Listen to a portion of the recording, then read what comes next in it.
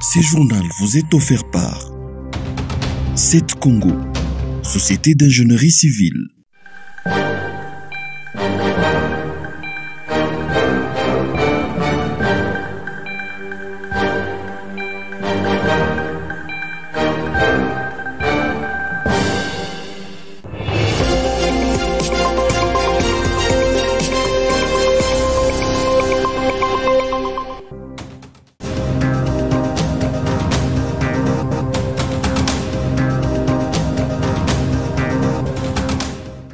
Le team leader provincial de la bonne gouvernance, paix, sécurité, du cadre de la concertation de la société civile du Haut-Katanga, a rendu public le bilan partiel sécuritaire du mois d'août 2024. Dans son communiqué, la société civile déplore les cas de meurtre de ce jeudi 15 août 2024. Cette fidèle de l'église Mbindi, confondue au Maï-Maï, ont été neutralisés par les éléments de force de l'ordre à Kilwa, dans le territoire de Poeto. Ces derniers s'est dirigé au centre de Kilwa pour une cérémonie de leur doctrine.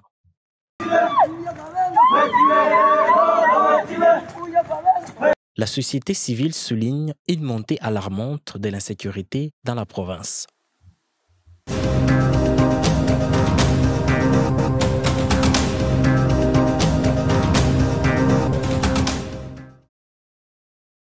L'épidémie des monkeypox ou variole des singes a fait 548 morts en République démocratique du Congo depuis le début de l'année et a touché désormais toute la province, a annoncé le ministre de la Santé Samuel Roger Kamba ce 15 août 2024 lors d'une conférence de presse tenue à Kinshasa. La République démocratique du Congo représente pour l'instant l'épicentre de la variole des singes ou monkeypox dans le monde. Selon le ministre de la Santé, Dr Roger Kamba, 20 experts du Centre de contrôle de maladies de l'Union africaine sont déployés en RDC pour suivre de près cette situation. La ville de Kinshasa compte pour l'instant 10 cas, 8 cas confirmés et 2 cas probables. Les symptômes sont méconnus du grand public. Le ministre de la Santé le rappelle. Cette maladie commence comme toutes les grippes, toutes les maladies virales, souvent par des maux de tête, et souvent par de la fièvre, et bien sûr des douleurs musculaires, et puis progressivement apparaissent des boutons. Et ces boutons sont assez reconnaissables parce que ça touche beaucoup le visage, ça touche les mains, même les paumes des mains, ça se généralise ensuite. Donc c'est facile de reconnaître quelqu'un qui a le monkeypox, ce n'est pas une maladie secrète. La variole des singes ou monkeypox est une maladie virale qui s'est transmettée dans sa première forme par un contact avec l'animal infecté. Mais elle a depuis lors évolué et se transmet par voie sexuelle. Les symptômes moins visibles que la première forme. La forme sexuelle se manifeste essentiellement par des boutons toujours, mais qui sont plus au niveau de la région sexuelle, ce qui fait qu'on ne les voit pas. Et donc on voit beaucoup cette maladie chez les personnes, on dit les travailleurs du sexe. Pour stopper la propagation du monkeypox, les autorités sanitaires congolaises préconisent la vaccination de masse. Au moins 2,5 millions de personnes devaient être vaccinées à travers le pays. 2 vaccins sont disponibles pour le moment, à savoir le vaccin américain et japonais, mais ils coûtent très cher, d'où la mobilisation aux côtés du CDC pour en savoir. Nous avons déjà dans notre plan stratégique défini les besoins en vaccins. Maintenant, il faut accéder à ces vaccins qui sont très chers. C'est pour cela que le CDC Afrique a décidé de communiquer là-dessus pour que tout le monde se mobilise. Par exemple, nous avons besoin d'à peu près 3 millions de doses de vaccins. Parce que nous estimons que si nous vaccinons un peu plus de 2 millions, 2 500 personnes dans notre pays, on pourrait stopper la maladie. Mais si on doit vacciner ces 2 500 personnes, on a besoin de 3 500 000 doses. 3 500 000 doses. Pourquoi? Parce qu'il y a un vaccin qu'on peut donner chez les enfants, c'est en 2 doses. Et le vaccin chez l'adulte, c'est en 1 dose. Ce qui fait qu'on a besoin d'à peu près 3 500 000 doses. En attendant d'avoir le vaccin, les autorités sanitaires congolaises se déplorent pour soigner les personnes atteintes de la variole des singes. Donc on n'a pas un traitement spécifique. Par contre, en améliorant la prise en charge générale, c'est-à-dire en évitant les surinfections de microbes grâce aux antibiotiques, en évitant que la personne soit affaiblie par la malnutrition, en évitant que la personne ne se déshydrate, on arrive à soigner beaucoup de gens. C'est pour ça qu'on a un taux de mortalité de 3,6. Au-delà de tout, Dr Roger Nkamba exhorte la population à respecter les règles d'hygiène, se laver régulièrement les mains avec un savon, éviter les contacts avec les personnes atteintes du monkeypox et éviter des rapports sexuels non protégés avec le partenaire occasionnel.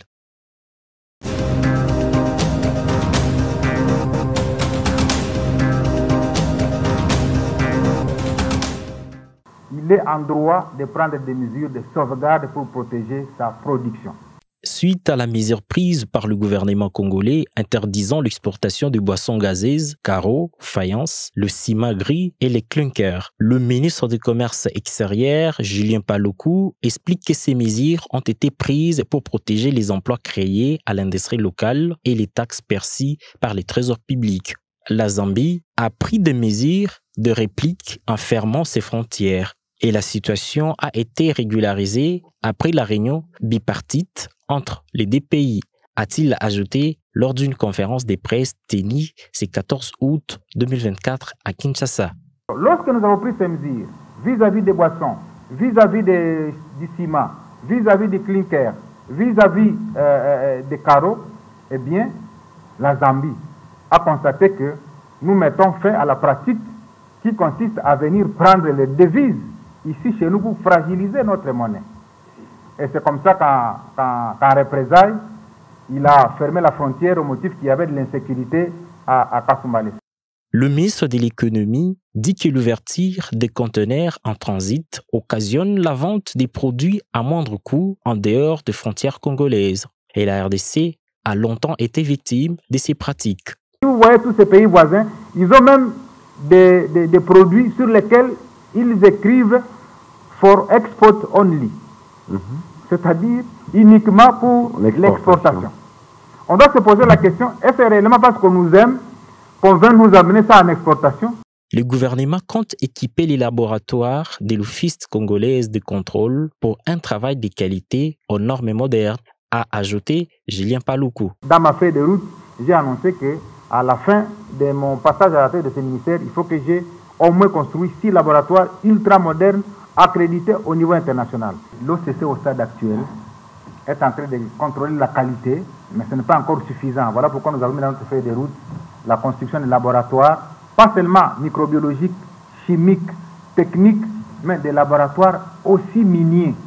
L'infrastructure routière poursuit son évolution. La construction et la réhabilitation des routes nationales reliées aux routes transnationales sont effectifs. Ceci permettra de faciliter aux opérateurs économiques l'importation de leurs marchandises à la destination de la RDC. Du Katanga ou de l'espace Katanga, normalement c'est les Hauts-Lomami. Mais il n'y a pas de route entre Lubumbashi et les Hauts-Lomami. Ça, c'est l'une des questions principales contenues dans notre programme du gouvernement. Lorsque vous voyez la route qui va jusqu'à Kalemi, cette route n'est pas faite. Or, lorsque cette route sera faite, de Hauts-Lomami à Lubumbashi, de Lubumbashi à Kalemi, on peut ne plus dépendre de la frontière de la Zambie, tout simplement parce qu'on a le port de Kalemi qui peut nous permettre d'évacuer la marchandise jusqu'à Kigoma, et de Kigoma, on est à Dar es Salaam. Le gouvernement congolais prévoit de réduire le coût des taxes de 5 à 50% en supprimant d'autres. Merci à vous, monsieur le ministre du Commerce extérieur, et que vos anges gardiens vous protègent.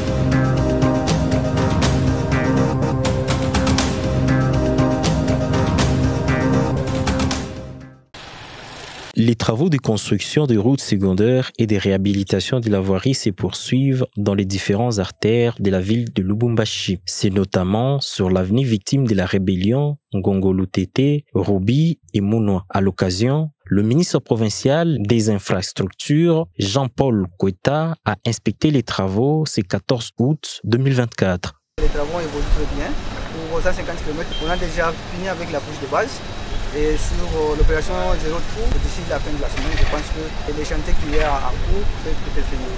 Dieudonné Aboula, directeur technique provincial de l'OVD, donne des directives sur les travaux qui seront faits sur ces artères et la mise en place des différentes stratégies pour éviter des accidents de circulation.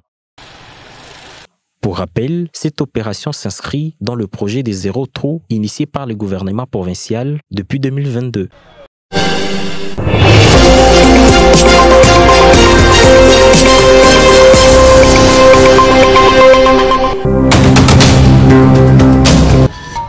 Ce journal vous est offert par 7 Congo, Société d'ingénierie civile.